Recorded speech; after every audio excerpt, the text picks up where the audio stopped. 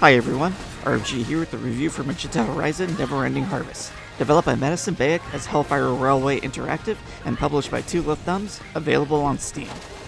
A 2D action platformer with the focus on aggressive ground and aerial melee combat, combining battle and platform mechanics and some light adventure elements. Where you take the control of Gretel, a reaper recently reawakened by the wandering soul Archibald as she battles through purgatory to guide him to the Nest Sanctuary, a place where souls are gathered in the afterlife.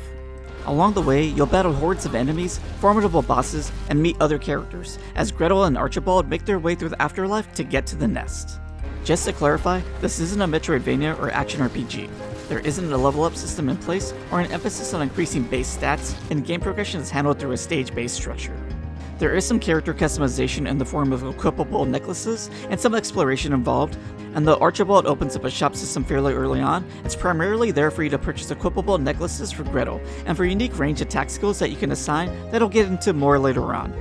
Something important to note about Magenta Horizon is that all of Gretel's core gameplay abilities are available from the start. The heart of Magenta Horizon's combat is in its aggressive melee attack system based on a quick and heavy attack button control scheme to form attack strings, and adds directional inputs for supplemental attacks that can influence you and your enemy's position.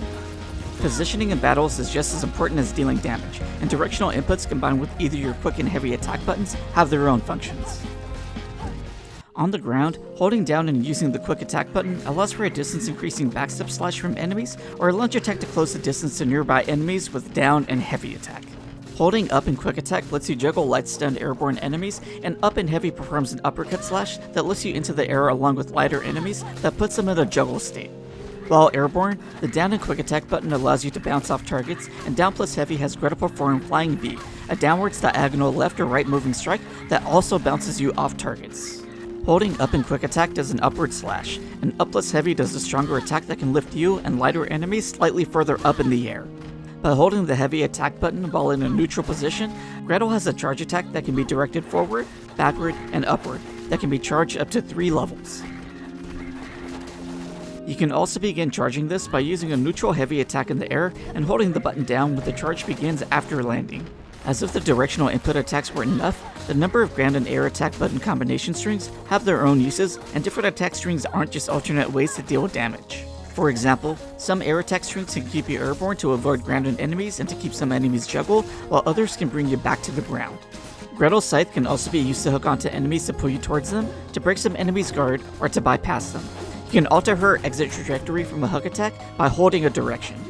The bulk of Gretel's attack moveset is covered in the game's combo list, accessible via the select menu, and it's worth looking through.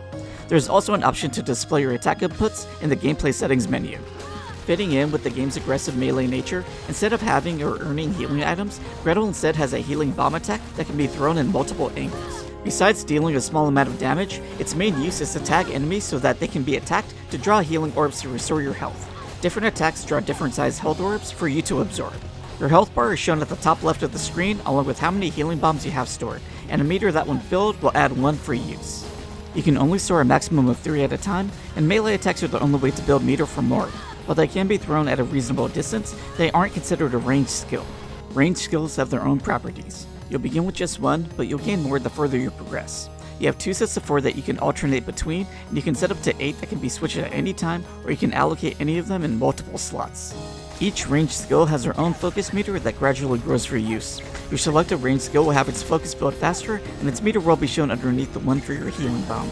They each have a different cost from their own meter when used, and they all have their own advantages, but some ranged skills can be combined. You can view the possible combinations in the combo list.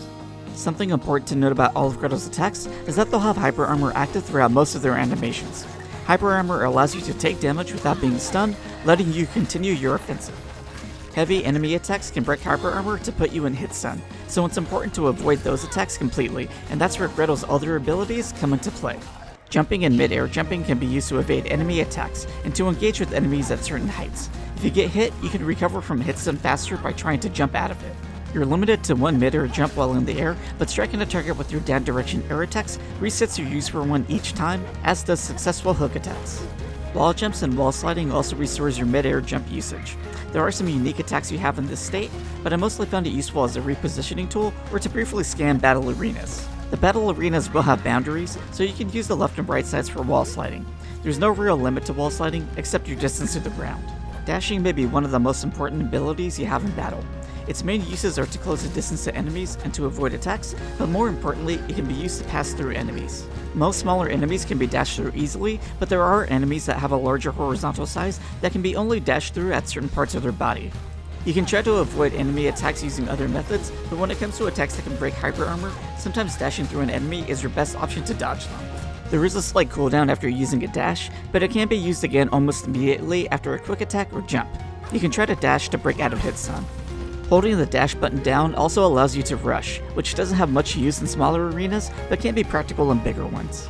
With the exception of the specific quick and heavy attacks, attack strings, and rushing, all other abilities can be used on the ground and in the air, and incorporating Gretel's entire moveset is a key to getting through each stage. Combat may be the main focus of Magenta Horizon stages, but most will also deal with a good amount of platforming and exploration, where most of Gretel's abilities will get use. Your attacks can break down certain obstacles or reflect back some projectiles. This can also be applied to some enemy projectile attacks in battle. Down air attacks can still be used on certain targets to reset your mid-air jump.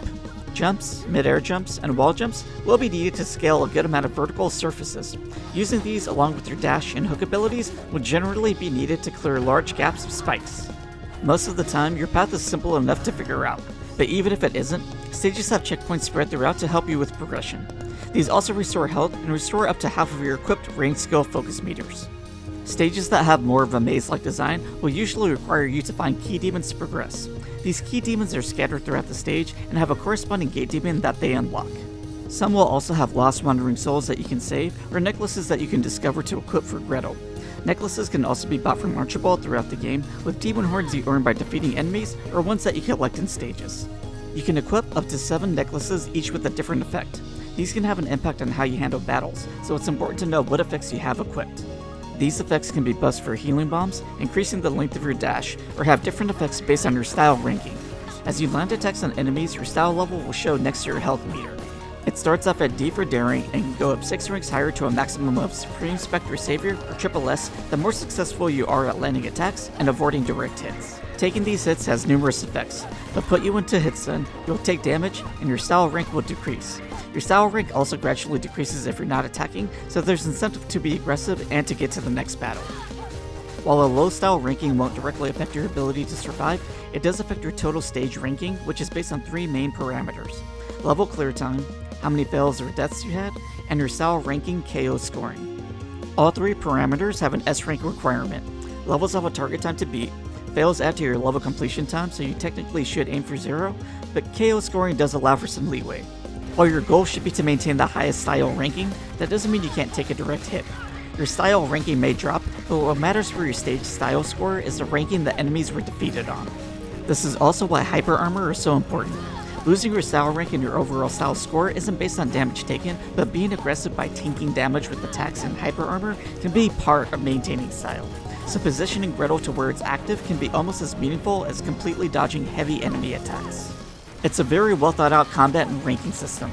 I'm generally not too fond of the weak and strong button combination attack string system that many other action games use, as they sometimes come off as arbitrary placed button presses or end up feeling stiff, but the way Magenta Horizon uses its quick and heavy attack button control scheme fits in the attack strings appropriately, and the inclusion of directional input attacks gives it that extra bit of freeform combat that I enjoy from my favorite melee-focused action games.